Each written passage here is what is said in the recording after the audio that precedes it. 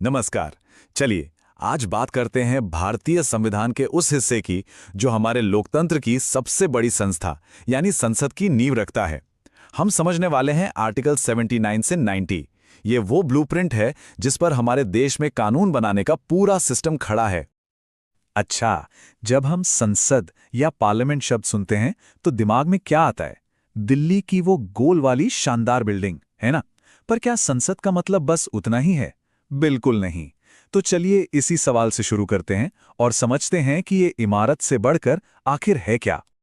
तो देखिए, संविधान का आर्टिकल 79 ने बड़ा ही सिंपल सा फॉर्मूला देता है। संसद मतलब तीन चीजें, प्रेसिडेंट यानी राष्ट्रपति, प्लस राज्यसभा यानी काउंसिल ऑफ स्टेट्स, और लोकसभा यानी हाउस ऑफ द पीपल। इन तीनों को मिलाकर बनती है भारत की संसद। सबसे मजेदार बात यह है कि राष्ट्रपति संसद का एक अटूट हिस्सा है। कोई भी बिल उनकी मुहर के बिना कानून बन ही नहीं सकता। आज की इस पूरी चर्चा में हम इन 5 हिस्सों को एक एक करके समझेंगे।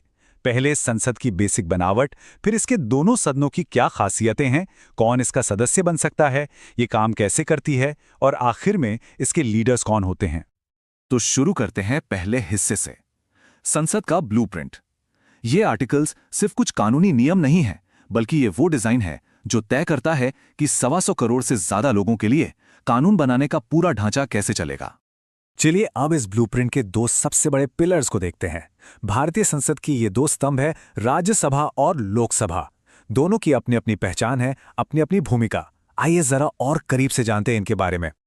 सबसे पहले बात करते हैं आर्टिकल 80 की, यानी राज्यसभा की।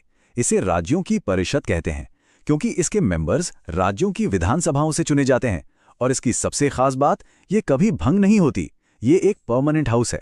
सोचिए, सरकारें आती जाती रहती हैं, पर यह सदन हमेशा चलता रहता है। इसके 1/3 सदस्य हर 2 साल में रिटायर होते हैं और नए चुनकर आते हैं।